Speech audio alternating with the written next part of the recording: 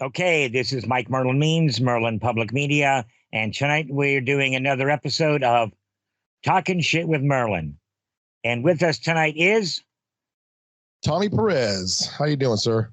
pretty good, man. How you doing, Tommy? Not too bad. Not too bad. A little cold, but hey, I'm waiting for the summer. Oh yeah, me too. Me too. Give me a nice 95-degree day, and I'll be happy. 100%. Yeah. Our water heater broke, so we've been taking ice cold showers. No. But hey, there's health benefits to it. So you know what? I'm not complaining. I'm doing all right. I wake up every morning. I'm healthy, so I can't complain. What are the benefits? I mean, I've not heard this before, so fill us in. So lately, I've been doing it quite a bit. They say that it draws the blood from outside your skin to your organs and gets your organs flushed better and gets the blood flowing to all the places that need to be the blood needs to get to. So it's actually some studies I've been reading. A lot of people in Europe do it. They'll actually cut holes in the ice and actually sit in the water for like 5 minutes.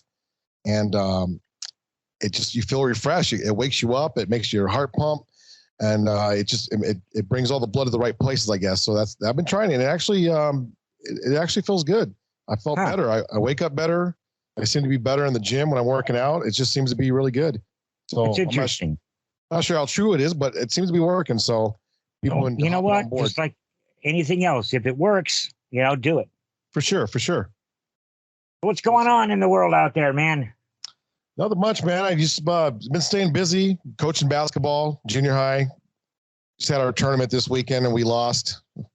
That was kind of a bummer. Yeah. Our girls were really looking forward to winning and bring home a trophy. But hey, refs can dictate the whole game. So people out there who have done sports, they can agree with me. They know what I'm talking about. Oh yeah. Refs can kill a game, So that was an exciting weekend. But the cool thing about that is that I've my coaching style is a little different than maybe a typical coach.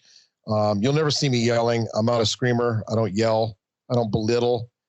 I teach my girls to win humbly and lose humbly. So after the game, they know the mistakes that we made that we could have fixed and done better. But at the same time, they weren't holding their heads down. There's no crying, no fits, no throwing shoes. Whereas other teams, you see them lose and they just cry and they're things. And so I'm proud to say that my team has learned to humbly lose and win and learn to love the game. And win or lose, you walk away and you work on your game and you come back and you win the next time. So and you learn from your mistakes.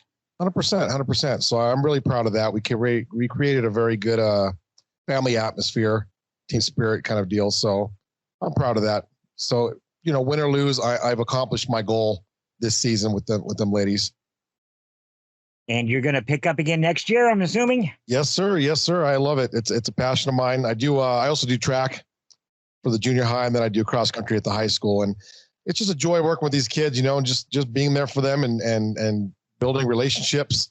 And again, it's, you want to win. Don't get me wrong. Yeah. It feels great to win, but my biggest goal is creating long-term relationships, outside of school. Eventually you get invited to weddings and you end up, coming to baby showers and seeing some of your old students still communicating with you and growing and just learning and becoming good people, good citizens in our country. So that's more important to me than the wins or the losses. So it's just creating those relationships and building bonds and teaching people how to live life, because you can approach life the same way we do with the basketball. Sometimes things don't happen, but you got to shake it off and you just got to keep moving forward and stop being negative and come into life with a positive mindset. Because if you keep thinking negative, you're going to run into negativity.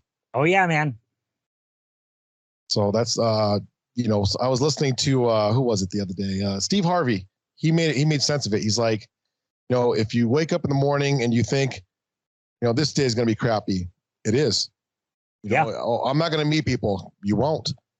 So he's got a good point. You got to wake up with that mindset. And I have a habit of that. I grew up,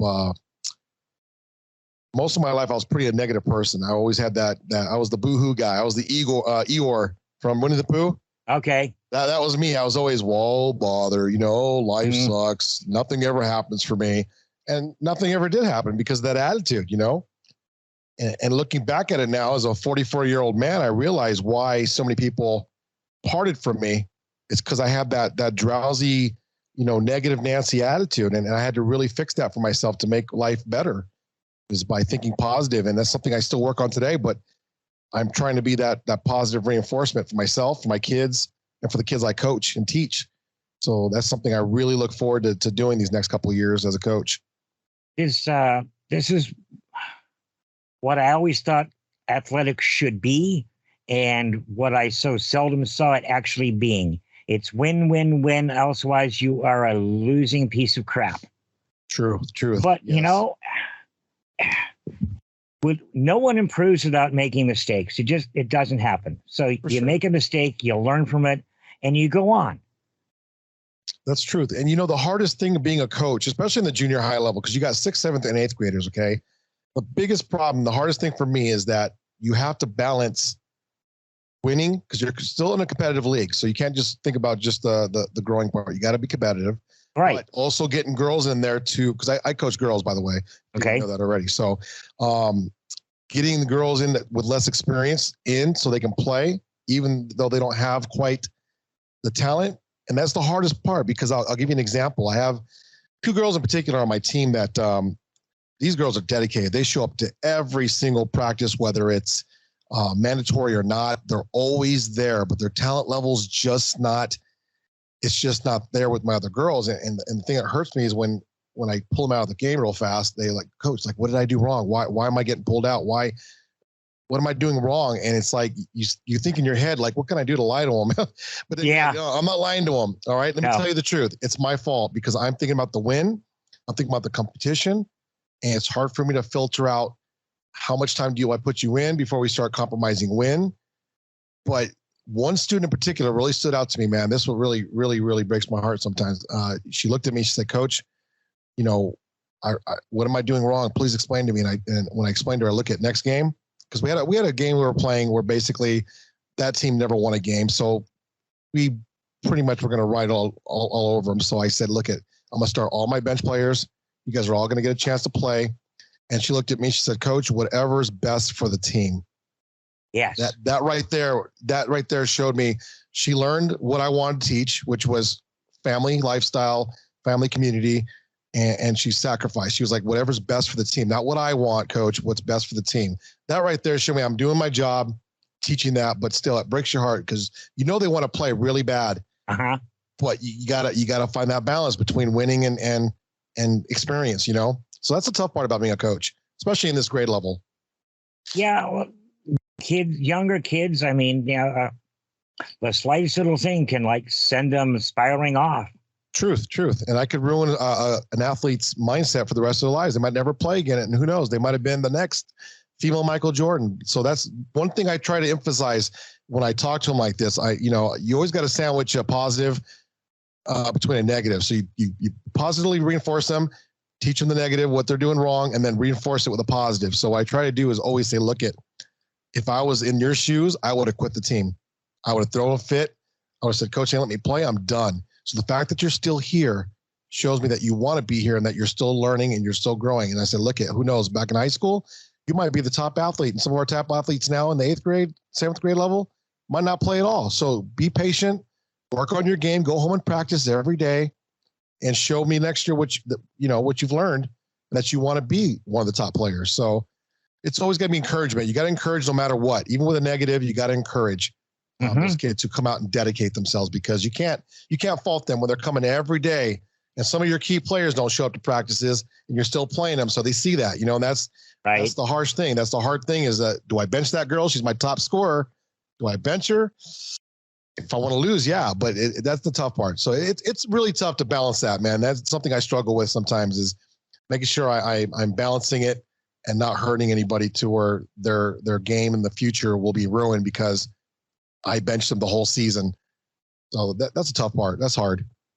That's something from the outside that, most people don't think about, parents and everybody else included. Yes, the good of the team, but you can't break a kid's spirit, because who knows? I mean, they could not end up playing basketball, and, they could cure cancer. But when you trash your attitude, that's pretty much over. Yep. And that's the key is, again, when you're coaching, you're not, when you're telling her about the game, like, hey, maybe you're going to be a star basketball player in high school, it's not that I'm trying to push her to be a star player in basketball. I'm teaching her to overcome her difficulties or her shortcomings, and that can be applied to anywhere in life. So it's not just basketball and sports, it's life stuff. That's why I try to do with my high school students. I'm always teaching, hey, these are benefits for life, guys, not just the sport, not just for example, high school cross country. Like, we're not just doing this for running. We're doing this because if you can dedicate yourself to running 7 miles a day for me, and I'm pushing you in that hot sun, and I'm making you run those miles, and you can do this, shoot, you can do anything. You know, Yeah. It's true. It is. It's hard when you're recruiting. When recruiting time comes, it's like, how do you teach kids, hey, come run for me? 7 miles is fun. You know, it's not easy to do. But again, I don't think at any point in my life I could have done that. Yeah. I mean, well, any point. And that's the thing in high school, you know, it's again, I'll give you another example why I love this. I tell this story. I had a girl come out on the team, and I was for sure after the second week she was going to quit because this girl couldn't walk a mile. She couldn't walk 2 laps. And by the end of the season, she stuck with it. She can run 7 miles now by herself. No stopping, no nothing. Now, she's not the fastest runner on the team, don't get me wrong, but she can do it now. And when she first came to me, she's like, Coach, I can't run this mile. And I go, look, you walk a lap, you run a lap, or you walk the straights and you run the curves, whatever it takes to get going. And she kept doing it. You know, she was behind everybody, but I was proud of her because by the end of the season, she was running 7 miles. She still texts me to this day. It's like, Coach, I just ran 7 miles today. Here's my time. Check it out. So again, that's that relationship. Yeah, you know, and that's that relationship building I was talking about. Mm-hmm. And know that you're going to be proud of them for just getting an extra second off their time or an extra minute.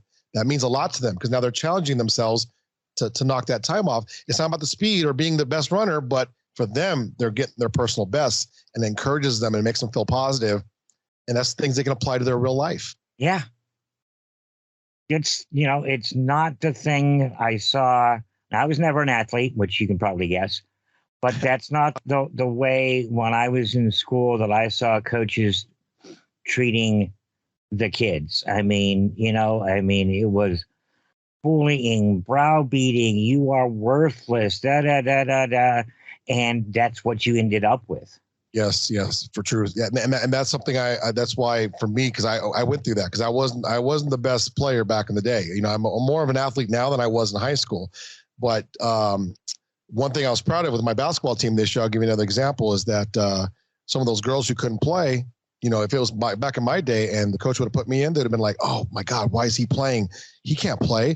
But when we put these other girls in who couldn't play as well, everyone was encouraging, yeah, let's go. They were cheering. They were like happy. You know, oh, so man. That to me was like, God, if we win or lose, I don't care at this point. Yeah, I want that trophy. But the fact that they're encouraging the lower players who can't play and they know can't play as well as them, that right there is the reward. That I accomplished my goal. So how do you handle the other end of it? Example, student A says, I'm the superstar. I'm the star. Everybody bow to me. So I haven't run into that too much. I did have one player in particular who kind of was like that to a certain degree, but that's because they were taught all their lives, hey, you're the superstar, you're the best, you're the best, you're the best, where there's still a lot of correction to be made. So in that situation there, I take them aside usually and I have a talk with them and I teach, because the first thing I say in practice, the very first thing I tell everybody is you don't have to like me, but you will respect me. And I will give you respect from day one unless you give me a reason not to respect you.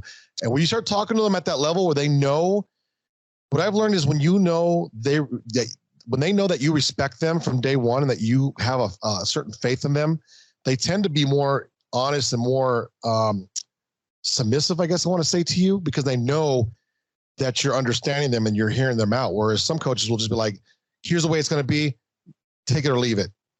Whereas me, I'm saying, hey, look, I'm respecting you. And again, you don't have to like me, but you will respect me while you're on this team. And you give them a little more leadway with that. They seem to react better with that. They seem to be more, listen more when you give them that respect from day one. Where some I see some teachers doing this and some other coaches where they just start bashing kids. They start yelling at them, screaming at them. And that doesn't work. I'm sorry. That does not help them learn. But when you treat them, like, first, I don't even call them kids. I say, you guys are young adults. You're not kids. You're not children no more. You're in the mid-age. Some of you are going to high school next year, so you're young adults. And I will always call you guys young adults unless you give me a reason to treat you like a little kid. And so I give them that respect from day one. It seems to work really well when you look at them as young adults, not little children. They realize, hey, coach sees me as almost like an equal, like a young adult, instead of a little baby. And they respond to you more. They respond to you better than if you were just to beat them up and say, hey, I'm the adult. Shut up. Listen to me, little kid. I'm in charge. So that's one reason why I love doing this. And I actually plan on going and possibly teaching in the elementary or junior high school. So I think we need more teachers who have a passion rather than worried about money. I want to teach with passion. I want to teach kids, give kids respect. Again, teach them, give them respect from day one and let them earn that, have to earn your no trust. You know what I'm saying? They do a lot. So they know from day one, hey, this guy sees me as a young man rather than a little boy. And that people seem to react to that better. That's been my experience. So yes, 100%. My closest thing to athletics in all of school was, you're probably going to chuckle, 4 years of marching band. Hey, I did marching band too. That's a workout. Yep. You got 7.5 minutes and you're doing, miles. 100%. The band, the marching band director now at the high school, I went to high school and we actually did marching band together. And one thing I respect about him is he's actually very disciplined. He keeps his marching band very disciplined. They do workouts, they do runs, and he's very, very structured with that. And it's very cool to see what he's done with the band since we were in band together. So yeah, it's not easy. People think it is, but it's not. No, it's not. Our director, everybody called him Ducky. He was a squat little wide Italian guy. And he basically had one rule. No matter what it is, tell me the truth. We'll deal with it. Period. And when we all loved this guy and literally would have done damn near anything he had asked us, we worked our tails off. We had it was a team mentality. It wasn't, nobody's really featured much in a marching band, but when it was all out and everybody just gave it their all and you walked out that field and you're like, I need to sleep for a couple hours. But a good coach, a good director, worth their weight in gold. So let's slip back to teaching, because as we all know, teachers don't make a lot of bank. No. So if you're doing it for the love of doing it. And then that goes for every single teacher out there in the entire country and specifically in the public school system. You're doing it because you love it. Truth. And the thing is that's something with everything. You got to tell. The problem with people is, a lot of us were brought up, and I'm sure you were brought up too. We were taught, after high school, you have to already know what you want. You got to be ready to go to college, go to military, blah, blah, blah, blah, get it all done. But as life has been turning, you realize that, you don't need to know what you want in your 20s necessarily. No, maybe not even your 30s. I'm 44 years old now, and I'm now just figuring things out. I think the problem is we're not teaching kids to become individuals or teaching them to be what we want them to be, or what society says you have to be in order to be successful. And we've learned, I think after COVID, we learned how a lot of people learned, hey, you know what? I don't need this 9-to-5 job. I can sell stuff on eBay and make a good living, or I can become an entrepreneur. And people are learning now that you can make a good living doing other things besides just that 9-to-5, or going to college and getting that college degree that, didn't get you anywhere. Now, don't get me wrong, college is great. If you want to be a doctor, you want to do certain things, sure, there's reasons for that. But I believe that we shouldn't be teaching our kids, hey, you have to go to college right out of high school, know what you want, and do this, or you're not going to be successful in life. That's something I wish I would have learned in my 20s, because I thought I was wasting my life. And I realize now, hey, all that stuff I was doing led to what I'm doing now, which is running my studio. And so I would never have been here if I would have listened to everybody, went to college, went into debt. Who knows what I would have done. But that's one thing I want to instill into these kids, that, hey, you don't have to do A, B, and C because your parents did that, or because Mrs. Smith did that, or because John down the street did that. Do this because you love it. And that's what I was telling my wife the other day. I said, hey, the only time I am stress-free is when I'm with these kids teaching and coaching. It's the only time I feel there's no, how do you say it? You almost look forward to it. You wake up looking forward to getting there to practice, to be around these kids and teaching them and coaching them. So it's like, it frees me. It makes me feel it's where I love and I have a passion with it. So why not go do it for a living when I have that passion for it? So that's the way I look at it right now. And if it becomes something that just becomes about money, then maybe I'll have to walk away eventually. But at this moment, it's just a passion of mine with these kids, man. They're our future. They're our future. They are. And without people like us, what are they going to do? They're going to learn to just follow that same loophole. So I want to make sure I can teach and educate the best I can and show them, hey, look at, you don't have to be dedicated to one career in your 20s. You can wait. You can go travel, go do this, go do that. Figure out what you really love and try to make a passion out of that and make it into a living. You can. There's all kinds of things you can do out there. I look back at it now and I think I've talked to you about this before. Being a musician, I gave up at 25 for a long time, and realizing now, with the internet and the way streaming works, oh my God, if I would have kept with it, I could have, who knows, done more with it, because of, you don't need a record label no more to get famous. No, you don't. Tom McDonald's a perfect example. He just hit the Billboard charts. I think the only independent artist in history to hit 3 times in a row or something like that without a record deal, and Billboard hates it. They hate it because they're pumping millions of dollars into these bigger artists, and this he's mass producing this stuff out of his garage. Yeah. He's making music videos out of his garage that are kicking the industry's butt. And it's amazing to see the millions he's made now by himself in his room. Yeah. Without backing. And you can do that now. I mean, yes. The internet can, if you can find your dream, and I'm not saying you don't have time to hunt around and look and experiment. If you can find it, there's a way to do it. It's out there. I mean, there's a way to share it with people. It's out there, and it doesn't have to be expensive. I mean, we got social media, we got YouTube, we got all this other stuff. You get yourself out there and someone can say, this guy's great, man. That's one of the things I look for the station is, I call it a local band show, but what I'm looking for is people that write, record, and perform their own stuff. And, find me or I find you, we'll do an interview, I'll play your stuff, and let's see if we can help you advance your career. Yes. And that's the whole reason behind I'm doing this is supporting people like you, working with the kids. I mean, God knows that is not easy. And see, and that's the thing is, it's for some people. For some people, it feels like that, but for some people like me, it feels like it's just natural. So it's like I don't have a problem. You know what I mean? Because I haven't dealt with a lot of any major issues that would make me think, oh shoot, I'm doing something bad or doing something wrong. So for me, that's just that's why I feel that it's a natural thing for me. So for some people, like you said, it might be like, oh man, this is hard to do, or this is difficult.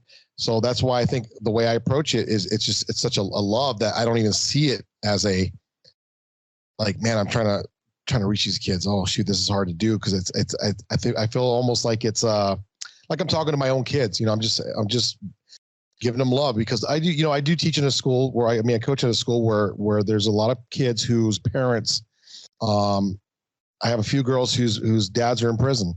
Okay.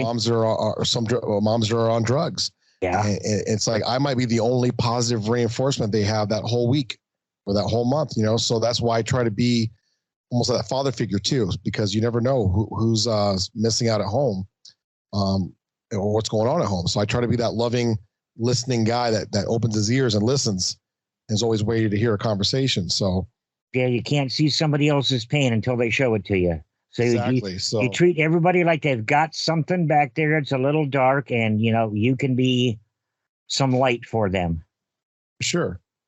Going back to that whole music thing you were talking about with the radio show, it's funny because before COVID, that was actually where I was heading to. Well, during COVID was actually one of my major focuses. I was trying to, my plan was to reach out to independent artists and basically showcase them and make a radio station just for them. And there's a guy I found on TikTok. His name is Discover You Radio. And what's cool about him, he buys the songs from all these independent artists. And he puts it on his radio show and he plays them. And he's building up a pretty good audience now, which is kind of neat to see. Again, he's showcasing all these artists. And that's the way to do it, man. You got to network with each other. You got to help each other out. Shake each other. That's the key to it, man. Even with business, without help with people like you, people like me, it doesn't get anywhere. But I really love the fact that you're doing this. This is really great because people can hear and learn about people around their community, and basically, it's fun. You know what I'm saying? Yeah, well, it's great. And then there's, the hardest part of the whole project was me putting my voice out there. I was, behind the scenes guy my whole life. And I decided to start doing this, and I'm getting everything all set up. And I'm like, well, I'm going to have to talk to these people myself. I have to get in front of that damn microphone. And, the first few were rough. But, you don't interview people. So many, like my brother is a sports announcer, and he interviews people. Okay, but that's his job. I talk with people. I hear you. It's a different point of view. I'm not, pounding people with questions of this and this and this and this. And it's like, well, when we started out today, what do you want to talk about? And I like that. We ended up here. And this is what happens with the Talking Shit show. We never know where we're going to go, but it's always someplace interesting. And I like the raw aspect of that because it's not a rehearsed thing. It's not, the bunch of notes here. We're just what's on your mind. And I like that idea because it's more raw and more realistic than just asking top 10 questions. What's this? Yeah. What are you doing here? What are you doing with that? So I like that. I like this. And I don't edit. I don't. It goes in, it's recorded, it's raw. I might clean up the audio a little bit, but I don't cut anything. I just, what you hear is what happened during the conversation. And that also comes across, I think people like that a little more. And I think more people need to do things like this because that's the problem is we're losing our communication skills lately. I feel like a lot of people, especially after COVID, being shut in the house all the time. Yeah. I feel like people are trying to reintroduce themselves to communication. People are becoming comfortable being hermits or straying away. And for me, it's I want to do something like this because I want people to realize, there's no excuse why you can't do this kind of shows. You know what I mean? Like you and I could do this on our iPhone with a little lavalier plug-in mic, and there's no excuse why we can't do this. You don't have to have expensive gear. You don't have to be rich and famous. You could just sit here and have a conversation like we're doing now. And that's the beauty of the whole podcast movement. It started out more like formal radio, and it's become more of this. Yep. You might have to do a little research. If I don't know someone that well, I, find them on Facebook, find out what they're about. But you talk, and people don't talk. People, I saw this meme the other day. People listen to respond. They don't, that's their focus. What am I going to say after this? They don't just talk. 100%. I think that's one thing. One of the things I want to do at the middle school age, and I'll probably go to high school eventually with this, but I'm trying to build a media page or media class where it's an elective where these kids can learn how to edit and do music, film, video, all on their phones, iPads, to show them, there's no excuse. In 2023, there's no excuse why you cannot create great media if you're into that. Music videos, recording studio. I mean, I have a whole recording studio built onto my phone, man. I could record a whole album right here on my phone, mix it, throw it up in Spotify. It's ready to go. There's no excuse why you can't produce good quality content, especially for musicians and video makers and all that stuff. So that's my thing is pushing that whole, guys, no excuses. Go make something. Get your gear, whatever you got, make something happen with it. Yeah, make a 1-minute video, whatever. And just, if you think this is something you might want to do, find a way to try it. And if you got a phone, pretty much any phone, you can do it to a degree. For sure. I think that's another thing too, is coming from a small town like Kingman, where I coach at, I go to KMS. So I one of the biggest problems I see is that kids think that because we go to this school, we don't go to that school, we're not worthy. We're not as, we're not rich. We're not worthy. And the biggest thing I keep teaching them, look, you guys, I don't care where you come from. I don't care if you're in the dirtiest, poorest part of town. There's always a way out. Don't ever think of yourself because of the environment you're in. That's not who you are. You are an individual. Let people see your individuality. Let yourself shine with your music, with your athletic talents, with your whatever you're good at. Let that be your personality, how you treat people. Let that be what dictates who you are, not where you come from, not what town you grew up in. Because a lot of people say that too. Oh, you're in Kingman. How can you make films? How can you stay successful? Yeah. Because I don't think about it like that. There's other avenues. We have live streaming. We have, you can go to Vegas, Phoenix, LA. You can network with people now through the internet, through home. Yep. You don't have to live there no more to make movies, to make music, to be famous. You can do it right here from your hometown. So no excuse.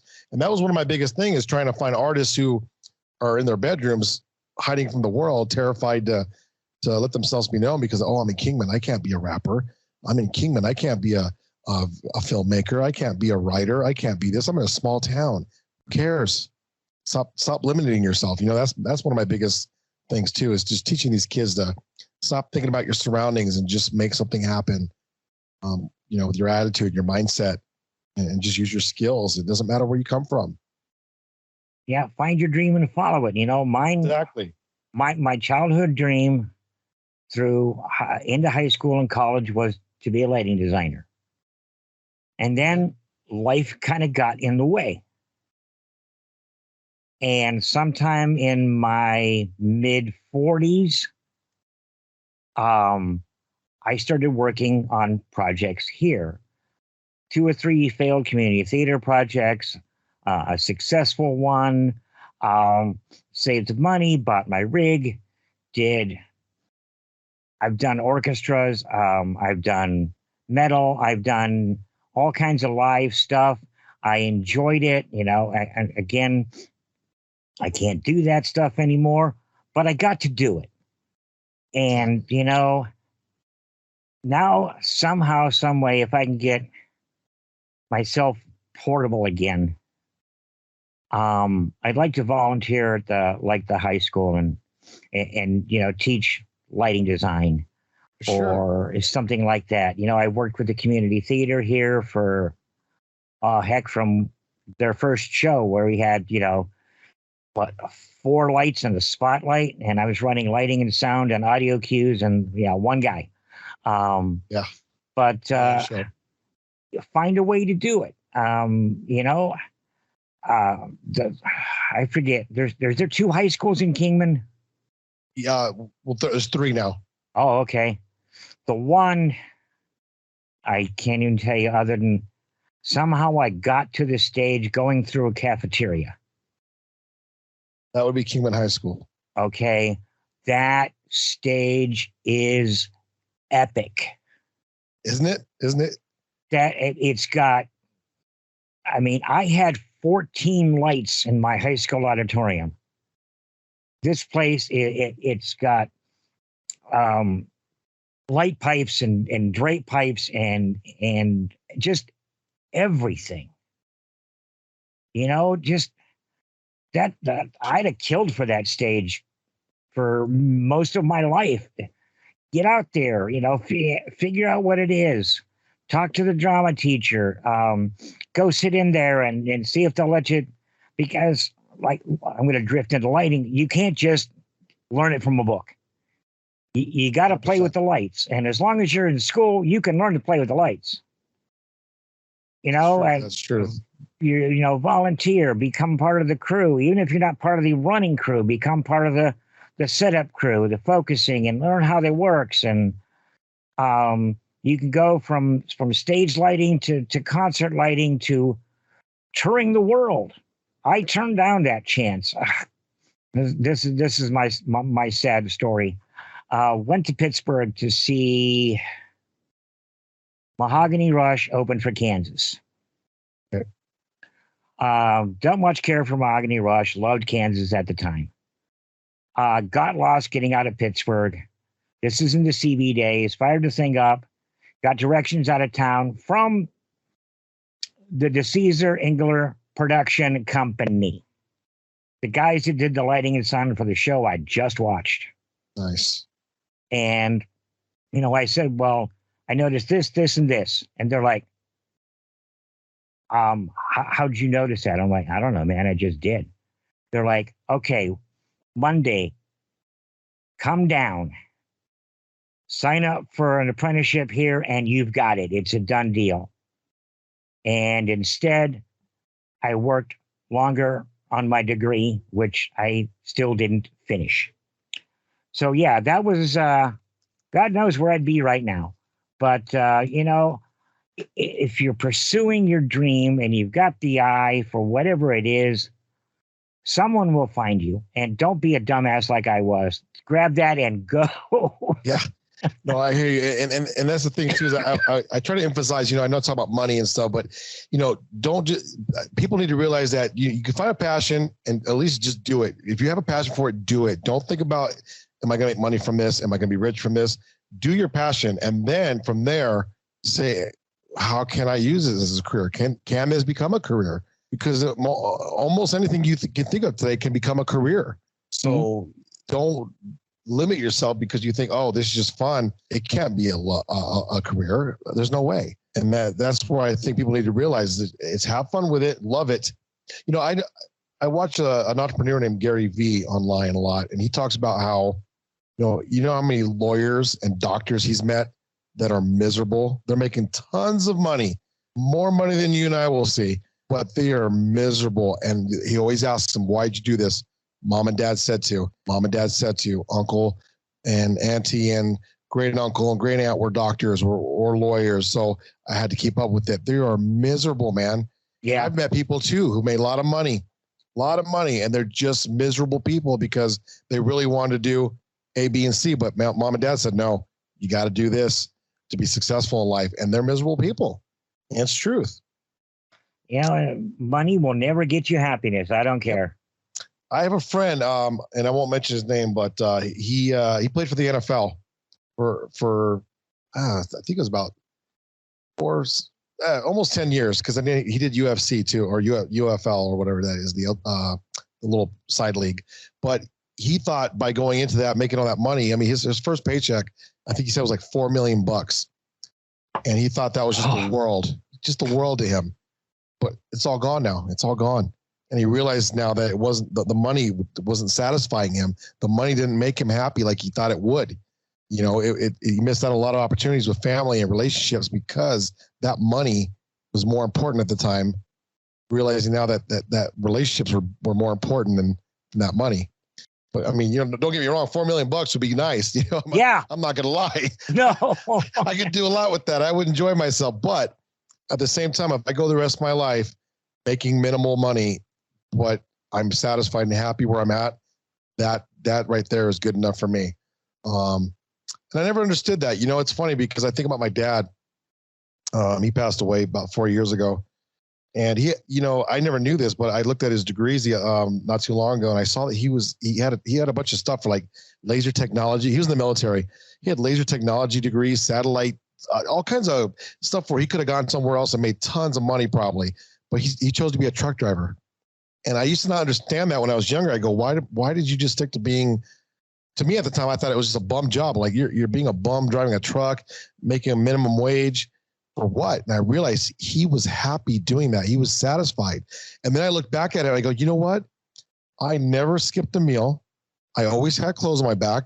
Mm-hmm. I always got whatever I wanted. I never thought about how much money my parents made. They weren't rich by no means, man. They were poor.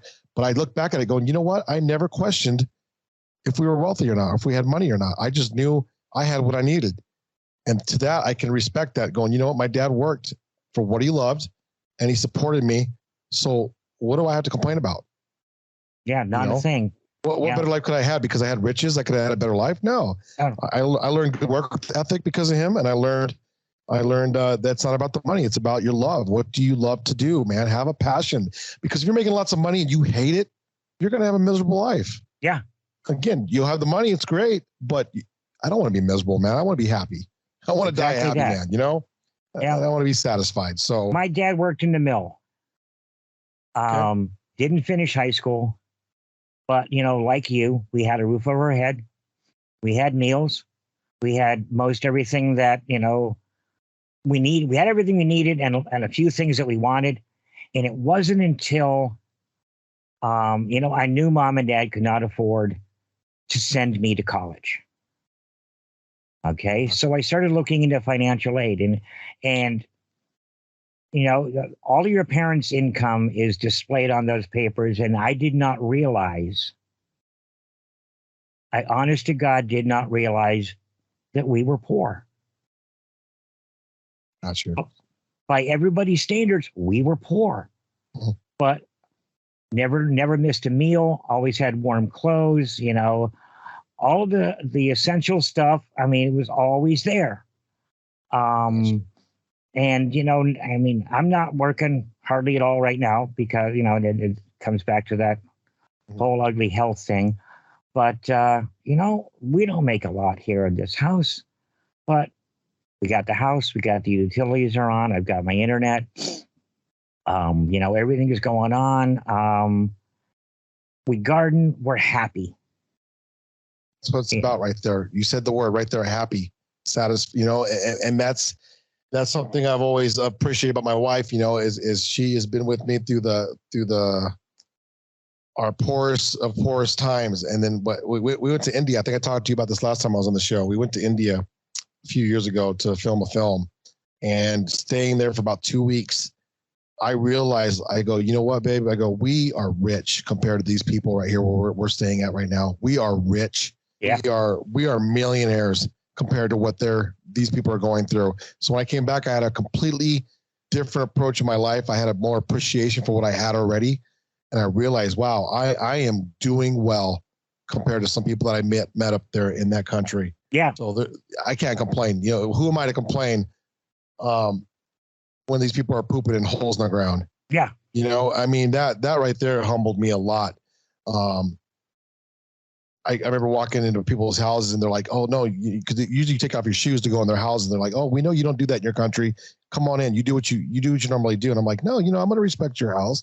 Yeah. But they were so kind and so generous to us, even though they're not, doing as well as we are here in this country. And that to me just made me really realize, wow, these people are still so accepting, giving us all the food that they think we want to eat, because it was funny because they were fasting during this time. They were doing a ceremony that particular week. And I remember the lady at the house we were staying made a ton of food, man. I mean, I'm talking about, I thought we were going to party. I'm going, man, who's all eating? Who's all coming over? They're like, oh, this is for you. And I go, oh, I can't eat that much, but I felt disrespectful. So I'm trying to eat and I'm getting stuffed, man. And I'm like, dude, I can't eat no more. And they're like, no, eat. You big guy, you're from America, eat. And they were giving me their food, even though these guys are not rich in any means, any way, shape or form, but they were giving me everything they thought I needed to be happy and content. Which just really blew my mind, dude. I know people here in this country who wouldn't give you $1 if they had an extra dollar. Yeah. And here's people that are poor giving me their meals that they can save for their family when I'm doing just fine. So that right there really opened my heart and opened my mind to, I love my life now. I'm satisfied. I'm paying my bills. My kids are fed. They're dressed, going to school. What they got what they need. So we're doing fine. We're doing great. And so that really humbles you and changes your perspective on life. Yeah, money, like you said before, money is nice, but I don't want to be miserable. I get up in the morning and I wake up a little bit, have some coffee, go outside, let the chickens out, come back in, sit down at the computer for a few minutes, check my email, and go out and start working in the yard, the gardens, and the gardens and the chickens are like just a big part of our day. If I'm not mistaken, my wife and my grandson are out in the back working on something in the backyard right now. I'm not even sure what it is. But it's the biggest part of a day. I mean, you wake up to let the chickens out, and sometimes just after sunset, you lock them up because even in the city here, there could be predators. So they're closed up. And at that point in time, your day starts to wind down and you're relaxing. You eat dinner, maybe watch a little TV or, whatever. But, that's my clock is those chickens. And, in the summertime, I get up at 4 o'clock in the morning and get outside before it's too bloody hot to water. In the winter, I can sleep until 6. I hear you. Yes, for sure. But it's a simple life we live, and that's okay. You know what I mean? Like, again, years ago, I would have thought, man, how could you be satisfied doing that? Come on, man, that can't be happy life. Then you realize now that it can't be very happy. Yeah, I would have never. I mean, I was always going somewhere, doing something. Meeting these people, talking to those people, and I left the house this morning to do a little streaming job for a local church, and I might not leave the house the rest of the week, and I'm okay. It doesn't bother me. My wife is here, my grandson is here, my chickens are here. I'm good. That's what matters, having family around or having friends, or just even then, just as long as you're happy and you're content, you're good. Why change it up? Why change it up? Yeah. So that's the way I look at it. And again, with the whole teaching and stuff like that, I just, it's a passion, man. I'm going to go through with it and try it out and see how it goes with the teaching part. And I really love the coaching part. We'll see how it goes. Who knows? Maybe after a year, I don't like it. And if it becomes something that's not more of a burden to me and something that's not, where I'm compromising my beliefs and how I want to approach these and talking to these kids, then I'll step away from it. But for now, it's something I really want to do and just be involved with our youth. So, and try to raise up some good kids. So you're going to work toward trying to teach recording tech? So no, that's an elective that I'm trying to get in. So the way Arizona works, so the way it works in Arizona is the governor made a rule to where if you have experience, so many years of experience in a certain field, like for us, like I have more than 8 years of experience in this, I can teach it at the school level. So what I did is I approached the school about this, and I went to the district about this. But what I have to do now, I have to log in or prove to them that I have so many hours of this experience to prove that I've done. So like they need so many hours of it recorded. So I have to find out a way to get my clients to say, yes, X amount of time was done here over the last 8 years, which is going to be tough. It's going to be tough. Yeah, it is. That sounds like a bit of a challenge, but still. Yeah. But then I found out from one of my other friends who's a teacher, an elementary school teacher, is that if you have an associate's degree in anything, which I have an associate's degree from ITT Tech, you can go and start teaching at the elementary school level, but you have so many years to get your actual degree. Okay. So that's what my approach is. I'm going to see if I can get into the school system now. Basically, it's trial by fire from what I understand. You go in there, they show you the curriculum, and you basically teach it because, subs are allowed to come in and teach. Let's say you have a teacher, she gets sick for the whole year. You can have a sub come in there and take over her spot for the whole year. And those subs aren't they don't have a degree necessarily. So you're just following the curriculum that's given to you. And I think once you get that degree, then you could actually say, okay, I'm focusing on teaching math or just teaching science or be PE or whatever it might be. So I think it's more of you're using the curriculum, and can you teach the curriculum is what they're looking for at first as you're getting your degree to become something more specific. Like I could teach all subjects now because I have my elementary education done. So now I can teach 5th grade and teach all the subjects. Or do I just want to teach English or just math or science? So that's something that'll come, I guess, down the road. But yeah, essentially I want to be the media stuff since I'm comfortable teaching that. And I'm good with it, or maybe a PE teacher down the road. Because another thing I was thinking about for the high school level is becoming an athletic trainer down the road, and learning more the science of the muscles. Since I already teach it and I already study it in that aspect, maybe I should go get something in the aspect of athletic training and teaching the muscles and the structures and the Right. stuff like that. So we'll see what happens. Again, I'm 44, and I throw that number out there because I want people to know, hey, I'm 44 and I'm just doing this now. So Yeah. don't think you can't start. Yeah, I found out. This is interesting. If you're a movie guy, I found out Samuel L. Jackson didn't start acting till he was 40. Really? Yes. I mean, I haven't confirmed the exact age or time, but I was told that wasn't even him getting a big break. That was him actually starting to act. So that was interesting to me. That was very interesting to me. Harrison Ford was in his 30s, I think, late 30s before he started acting, if I'm correct too, before he made his break. So, there's no time. There's no, you're late to it. It's more of just try it. One quote that actually bothered me, which is why I'm going to go back in the studio and start recording my album again. A lady talked about this. She says, if you go your whole life not accomplishing that dream or that goal that you want, like for instance, you're a songwriter and you never wrote that song, you become 70, it's going to haunt you. When you become 80, it's going to haunt you. Mm-hmm. So at least go for it and try it.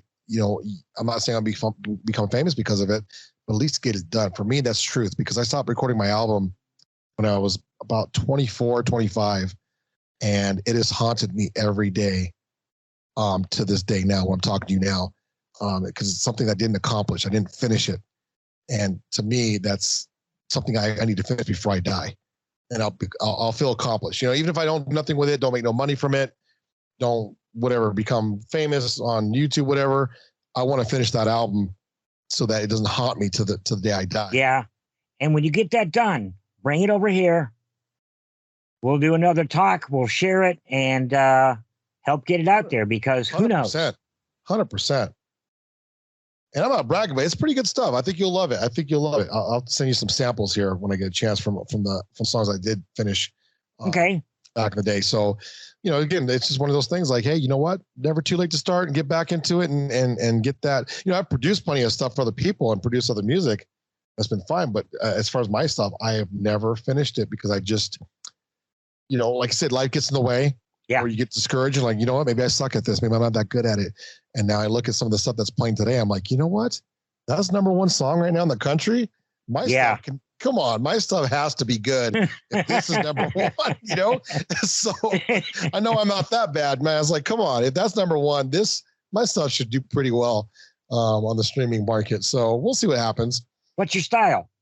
It's more of a R&B rockish stuff. It's weird to say R&B, but I love beats. I do a lot of hip hop music. So I like the beats, but I love rock guitar and I love rock drums. I play drums and guitar naturally. So it's like a mixture of, it's like a hip hop R&B rockish feel. So I'm going to have to hear that to be able to wrap my head around it. For sure. So. And that's what everybody says too. It's kind of tough to hear because you can think of like rock music with a hip hop beat with beautiful singing on top of it. So I started off doing a project called, I have an alter ego called Benito Sanchez, and he's a luchador wrestler who is an R&B hip hop singer, but his family wants him to be a wrestler. So he's torn between doing his family, tradition and becoming a singer. So the mask is kind of what was my way of masking who I was so I can sing and perform the song. So if people thought it sucked, they wouldn't know who I was. So that's kind of my alter ego thing. I'll have to share that with you. I have a couple songs I did with that. I think you'll like it.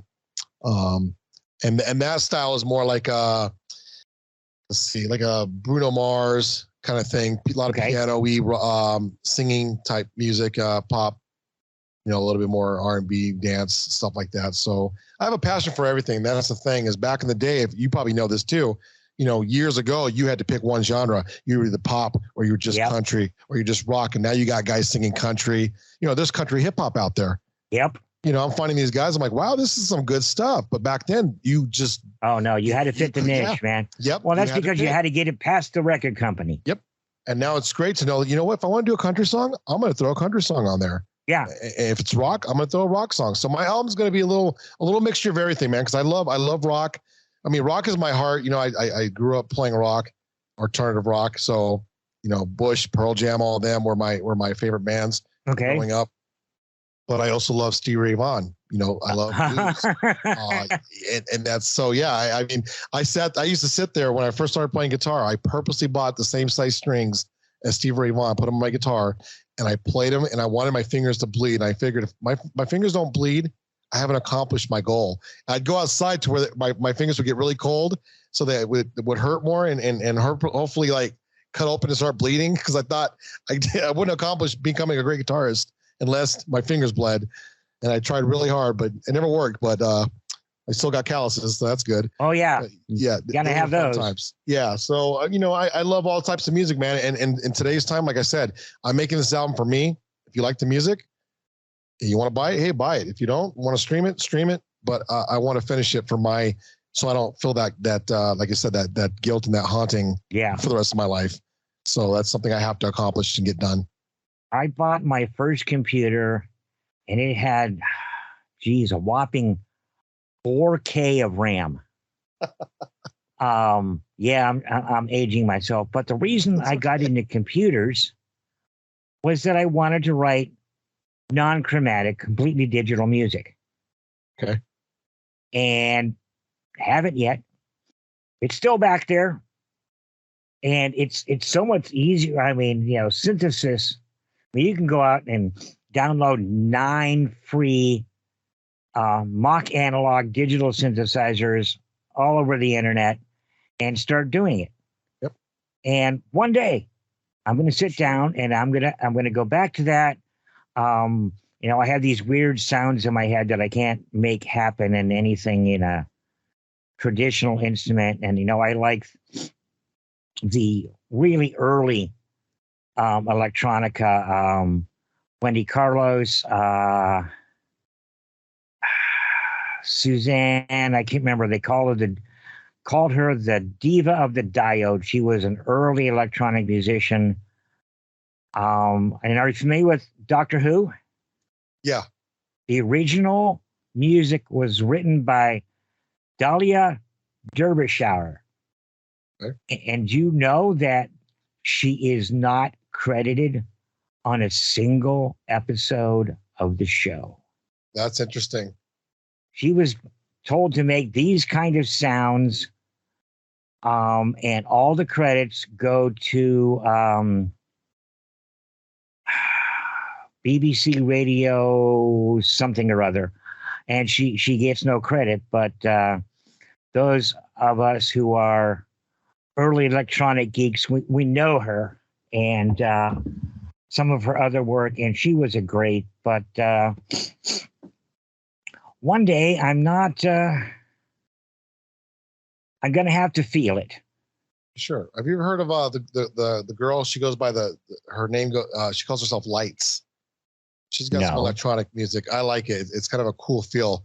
I think she's a Canadian artist, and she's pretty big, but you don't know about her because she's not mainstream. But on the underground, yeah, she had a couple mainstream hits on the radio, but majority of her stuff is international and just touring and traveling, which is kind of cool to see people, sustaining their life, and you don't even know who they are. Lights. Yep, just Lights. I'm going to look her up. Lights artist, and she's from Canada. She's got some cool music. She's got a catchy voice too that kind of sticks in your ear and kind of resonates. So I'll have to check that out. I'm always looking for new music. It's become, finding new stuff to play has become one of my passions. Just found a group yesterday. Oh, and I'm going to forget. Oh, their name is Alice. AL1CE. It's kind of goth, rock, pop, electronica stuff. Interesting. And it kind of defies description, but I found them yesterday morning through an odd, weird link on Facebook, and I spent the entire day yesterday listening to their stuff, and I'm just like, and when I was getting ready to call a night last night, I sent them an email saying, yeah, I'm a little radio station and a little nowhere town, but I'd surely like to interview you. And I'm waiting. I'll hear back or I won't. But, This is how you do it. There's so many people I talk to about, let's talk about this, let's talk about that. And a lot of them are just like, no, you're nobody. Why would I waste my time with you? And I'm like, you know what? Cool. Bye. And it's funny because I was watching a documentary the other day about Shaggy. You know who Shaggy is, right? Yeah. So I read that, his music career wasn't going nowhere. And one DJ in Hawaii found the bootleg version from Napster or something like that and downloaded the album because the record label wasn't going to promote it. They weren't going to release it. And somehow he got it from a friend who put it on Napster and he played it. And because of that drop, that's when Shaggy became huge and world renowned from that one DJ playing the song. So, people like you and I playing music like that, like you said, that could be a start right there. That could kick in, their trend for them or get them noticed to more people. So that one person can change the world. And staying on music, there are so many super talented musicians right here in this nowhere county. It's mind-boggling. I mean, we've got an exquisite, just exquisite metal scene.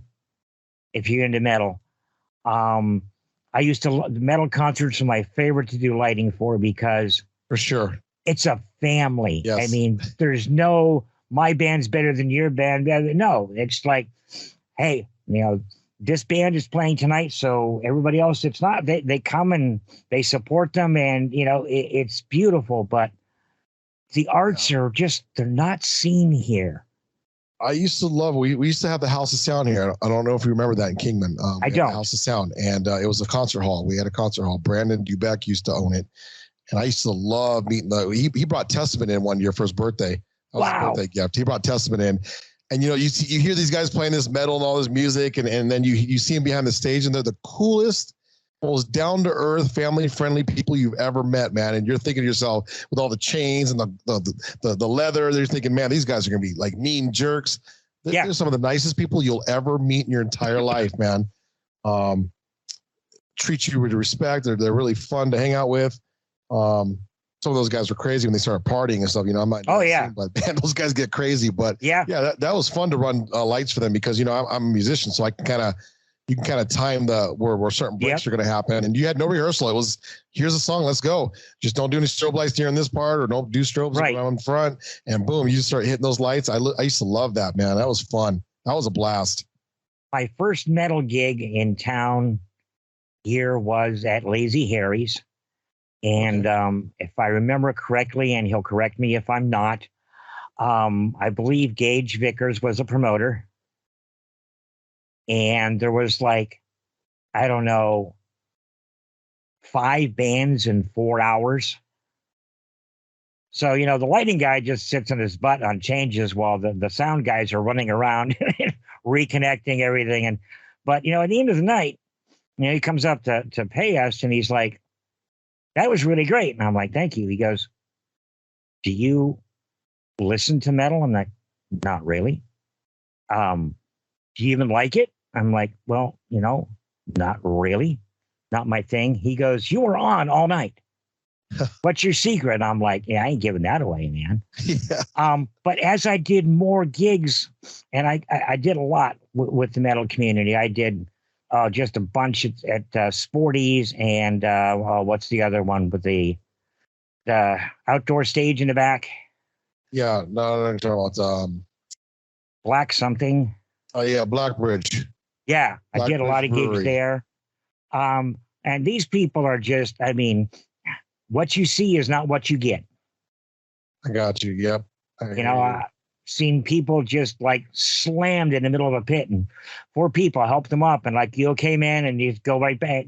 It's amazing. I just was absolutely enthralled with the Kingman area metal scene because one big family, and it was great to be a part of it. One thing I always wanted to do, and this is something I still want to do down the road, maybe we can partner up on this eventually, is I've always wanted to do a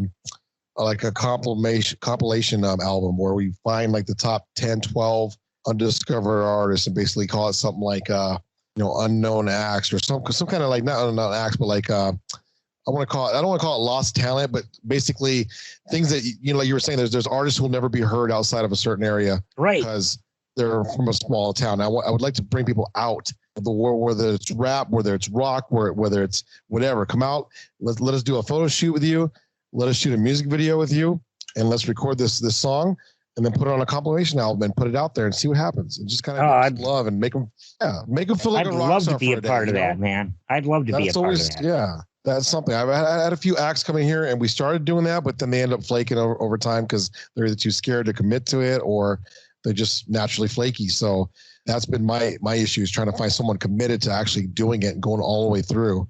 So they always get lost at one step, whether it's the photo shoot, or the recording, so I would love to do something like that and really promote these artists out here who will never be heard because they're just in their bedroom thinking that, hey, this is as far as it's going to go. Right. I'd like to bring them out and say, hey, no, let's let the world hear it. Let them decide. They like it, shoot, go try it, you know? A couple of the businesses that I worked with back in the day, we wanted to do EPKs, electronic press kits. Yeah. Okay, so it's a photo shoot, maybe an interview, and a couple of songs recorded, and one song video, because people want to see, okay, you sound good, but do you sound good live? Mm-hmm. And you know, it was the same thing with so many of them. Okay, they're all gung-ho and they get started, and then they don't. Sure. And okay, if your dream isn't big enough to leave the area, okay, that's fine. Yep. If it is, you know, if your dream is to make the big time, then you got to work for it, man. Just get afraid, you know, they get scared because, again, you're told all your life, hey, you know, music's not a career. That's a side thing, you know, do this first. And that's the problem, is we're teaching our kids, you know, media, doing this, film, that's all a side thing, acting, that's all a side thing. Don't have something else that's going to you can fall back on, like business degrees. And I'm not saying there's nothing wrong with a business degree, because that's what I do. I run a business, you know, so, hey, but the thing is don't sit there and tell someone, hey, you're never going to be a good enough singer to support yourself with it, or writing, painting, or whatever, because, again, we live in a digital age where your stuff can be seen all over the world. Yeah, exactly. So, you know, and I was laughing. I was thinking about when you said with your computer, how you only had the little bit of 1K memory or something. You know, I remember my first computer, and I got on board late in life. I was 20 when I got my first computer. I remember being so proud that I had a 35 gig hard drive. I'm like, man, I got the storage now, you know, like my 35 gigs, heck yeah. And then I'm looking now, I got like, you know, 10 terabytes of film. I got another 8 terabytes, like just photos alone. It's like, dude, that's crazy that I'm filling up terabytes. And back then, 35 gig was a huge drive. It drives me crazy. My first hard drive, and don't be taking a drink of anything right now, my first hard drive was 40 megs. Oh my God. And I'm looking at that thing going, I will never fill this up. Yeah. No way. There's just no way. Yeah, I laugh at that. Yeah, I've got programs that are almost a gig. I tell my kids, I go, you know, my phone here, guys, is more powerful and has more storage than my first computer. Oh, yeah. No. Oh, yeah. It's amazing. It's amazing how far we've come. In a short time, too. It's really a short time if you think about it. It's a very, very short time. It's only getting better. From the bulk of it, probably in the last 30 years. Yeah, 100%. So, again, anyone listening right now, there's no excuse. Go out there and make what you want to make, man. If you're a musician, video maker, content maker, filmmaker, photographer, even photography, shoot. I went to a couple of weeks ago, I was at a church camp. I think it was last week. Yeah, that's why I was. So basically, I had my 35 millimeter with me, but I also had my phone, and I found myself shooting most of the shots with my phone because it was quick and easy. And some of the photos I got on my phone, I liked more than the ones I took on my camera. And I'm like, shoot, I better stop telling people this because I'm gonna go out of business, man. Like, you know, I haven't been able to make that transition. I mean, I'll take, you know, that quick pictures on my phone, but I still need that big chunk of metal and plastic in my hands to feel comfortable shooting. I got you. And There's all kinds of attachments and all kinds of cool things. I have a little video rig that was really cool. My phone slides into a little cage. It got some lighting, got some wireless mics on it. It's easy running gun go interview kit. You know, it's not as intrusive with a big camera on your shoulder or in someone's face. And people tend to talk more when you're running around with this small little setup with it rather than a big camera rig, which helps because then you can just take your phone out, use it normal, right? Film, slide it right in there, boom, you're ready to go. Quick and easy, man. What kind of phone are you using? I have an iPhone 12. Okay. And I got this app called Filmic Pro, which does really great. You can change your frame rates and your apertures and your ISO, and it's got LUTs on it. You just got log, or excuse me, not LUTs, but log. You shoot in log. Wow. And so you can go and color correct it later on. It comes out nice. I mean, I've done some great stuff. I did a video not too long ago, and I was like, man, this looks really good for my phone. I would not have known this. You would have told me that 10 years ago this was on a phone. Yeah. I said, no way, dude, no way. Yeah, no, come on, that can't, no. And the newer phones are even better. You get the Perez now, and it's like, come on. It's driving me crazy why people, I can't film nothing. Dude, pull that phone out of your pocket. There it is. Go. And if you can't keep it steady, they make tripod adapters. Yep. They make, I've got oh, come on, Mike. A stabilizer here that's got a phone adapter on it. I got a shoulder mount that's got a phone adapter on it. The whatchamacallit, the Filmic Pro I'm talking about has a cinema. Actually, it self-balances for you, but it's a little glitchy. I mean, you have to watch the screen real well, but it actually balances and makes sure everything's all steady when you're walking around. And it keeps things pretty accurate. It's pretty nice, man. Wow. Filmic Pro. Yeah, it's a nice app. And then you can do pro edits now with an app called LumaFusion. Well, get this, DaVinci Resolve just put out an iPad app. No. I'm like, yes, it's on iPad now. And I tried it the other day and I said, oh my God, like this is going to change the whole, the whole scheme of editing. And it's amazing. And it works just like the computer version. I had no issues with it. I was able to color correct. And it's like, oh, wow, this is getting good. Wow. So, and DaVinci, I mean, sorry, that's free software. Yep. So, if you want to pay for it, you can get some little perks, but you know what? I got the paid version because I got it with my cameras, but the free version will do you well. You'll never have to change. You can do everything you need to do with the free version. No hiccups. It's great. So like no excuses. Yep. You got a phone, do it on there. If you're more comfortable on a larger screen like I am, take it off that phone, put it on your laptop, put it on your tablet, whatever, go. Yep. Make it. A lot of people what they do, I have a friend that his iPad's hooked up to where he can hook up to a big monitor so he can look it on the big screen and edit. And iPad supports that now. You can support the full resolution and edit your full thing on there. And then if you're going on the go, you're on a bus, you can edit everything right there on your lap. Be done. Wow. And you can trade projects. You can trade DaVinci Resolve projects with each other by sending XML files to each other.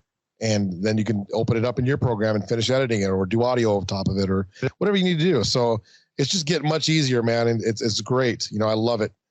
This is really going to change those 24-hour film contests. 100%. I was just telling my wife that. I go, the fact that I can film, I can go to like that camp I went to last week. I can film on my phone, throw it on my iPad, edit it, and put all the audio into it and have it done by the time I get back home. Yeah. On my lap. Yeah. I mean, that's amazing to me. And it's good quality. It's not crappy quality. It's good 4K resolution. It's amazing. Isn't technology wonderful? Oh, I love it. Again, if I would have had this at 15, 16, who knows what I would have created back then. Oh God, so, yes. I told my kids, I go, guys, I had a tape deck and an old reel-to-reel, a little 8-track reel-to-reel, and that's how I recorded. And if you recorded too many times, the quality would go downhill. Oh yeah, and the tape would wear down. I'm like, so you guys, you have no idea. You guys are blessed with this phone. on the things you can do now. So they're just starting to, which is really nice, because I was kind of pushing it for a while, getting my kids to get into video editing and music, and they didn't really quite want to do it, but now they're just starting to. And my oldest is 16 or 15, and he's starting to edit video now on his phone, which is cool. And then my other youngest son, second oldest son, is starting to tinker with it. So I'm like, all right, cool, it's coming. It's on their time. Yeah, and they're starting to tinker with it. So this is good. I can hire you guys right out of high school. Yeah, no kidding, man. But make them do all the hard work. Edit these photos, kid. Yeah, I'm done. So it's fun. It's a blast. Brings to mind something I was thinking about earlier, and when we were talking about schools. I don't know about in your day, but in my day, the kids that took like trade classes, we didn't have many. We had like electronics, and we had auto shop, and they were always, they were looked down on. No, I hear you. And now my grandson's going into high school, and they have a bunch of, I forget what they're called, but they're classes. And when you come out, you're ready to go to work. Yeah, that's nice. That's good, because, again, I always tell people, like, learn a trade, learn a trade, not just book smarts ain't going to get you pretty far, but if you learn how to weld, electrical, floor, all that kind of stuff, you can get kind of quite a bit of work out of high school doing that. Yeah, well, they've got like it's a law enforcement track, a firefighting track. Sounded a bit like sports medicine, a bunch of others. And this is all, you get out, culinary, you get out, you're already past your food handler's card, you're ready to go to work. Yep. That's nice to have. Yep. And you got skills. You're right about the whole, guys that were taking those classes were kind of looked down upon. I think it was mostly the band people. Like, we were the band nerds, Yeah. Doing drama or band. You were nerdy. Yep. You weren't cool. So that's definitely something I went through during high school, which was awkward, because I played sports, and then I also did band. So I was like a cool nerd. So I was like, and that was tough to battle. So I'm always laughing at that. I'm like, I was that nerdy guy that played sports, but I still played in band too, because that was my passion. And band is what kept me in school. Without band, I probably would have, and sports too, I probably would have quit. I would have probably dropped out back in the day. So band really kept me going, because I loved music so much, and I loved playing, in the jazz band and stuff. So that kept me going. It's very important. The arts are very important. Oh, and high school is where I developed my love of the stage. Long story short, I was like the smallest kid in the entire damn school system my freshman year. And we did Arsenic and Old Lace. And there are two bodies, Mr. Hodgkins and Mr. Spinelzo. And they had to be carried around and put here and put there. And yeah, that was me. But I'm laying there in the window seat watching the rehearsal, because that's where I was stashed for the time. And I looked up, and I saw all these lights with different colored filters and all this other. And I'm like, what's that about? And so I started looking into it, and, that's where it went from there. By my senior year, I was running the tech crew, the lighting, the sound, and special effects and all that stuff. And then off to college for it. And yeah. Nice. That and band, theater and band kept me in school. Would you play? Oh, baritone horn. Okay, cool deal. I started out with clarinet all the way through elementary school. And then when I got to high school, I was like, I'm feeling a little wimpy with the clarinet. Looking back at it now, it's kind of funny. I love clarinet still, and I wouldn't bother me. But back then it was like, I'm looking I'm getting, more athletic. I'm getting kind of buffer looking. So maybe I should play, something that looks cool. And that's when my teacher said, hey, why don't you try jazz band? Start playing sax. So I jumped in my freshman year, started playing alto sax. Okay. That made me feel much cooler, more, this doesn't look as bad as the clarinet, but again, I don't make fun of it now, but back then I felt weird playing the clarinet in high school. So the way we look at things when we're young, we look back at it wasn't real bright. Yep. And then I jumped into percussion, which I've always been a percussionist. So I've always played drums since I was born. So it was fun to play snare drum and bass drum, but we had so many people in the marching band at that time. which is kind of sad now because being at the school, there's so many schools now. We've kind of lost that big number, so we're limited now. When I played with Kingman High School a couple football games, which was fun. They had 2 snare drummers, so I was like their third one. And I kind of got to jump in and play snare with them. It was fun. I want to kind of show them what I do and show them some of my tricks, and hopefully I want to get involved with that again and try to build up their drum program, which is cool. Like I said, I went to high school with the band director there now, which is kind of cool to see him teaching. And so every time I ask him, he's like, "Yeah, come on down, bring some sticks. I got some sticks right here. I got the snare drum. Let's go." He sets it up for me, and I jam with the kids. It's a blast. That sounds like a hoot. Oh yeah, definitely, man. It brings me back to that day. It makes me feel like a little kid again. Little teenager. I'm like, this is fun. Those were good times, man. Those were good times. 100%. Well, my friend, I'm starting to wind down, and I see my oxygen in the very near future. It has, as always, been a blast talking with you. 100%, man. Always a pleasure talking with you, my man. And some of these other side projects, yeah, let's work on that stuff, man. Let's work on that stuff. For sure. Anytime. So I appreciate being on the show. Thank you for having me on. And I hope people listening learn something. And, you want to ask any questions, hit me up. There you go. How do they get a hold of you if they want to do that, man? So, well, I have a new page that I'm starting on Facebook called Coach Tommy Perez. Okay. They can find me on there, and I'm going to do a lot of. That's all going to be. It's all going to be sports oriented, coaching, inspirational, right? Stuff like that mostly for my youth. So yeah, you want to reach me on there, or even on this Facebook page, under Tommy Perez. You'll find me. I'll leave a link. I guess when you finish the podcast, you can leave a link to my page, and they can we'll do that. To me or whatever. And so. All right, man. Well, I'm going to call it and, like I say, get some oxygen and get myself back to normal. And we'll talk to you again soon. Hey, you too. You have a good night, brother. All right, man. Take care. All right. Bye. Bye.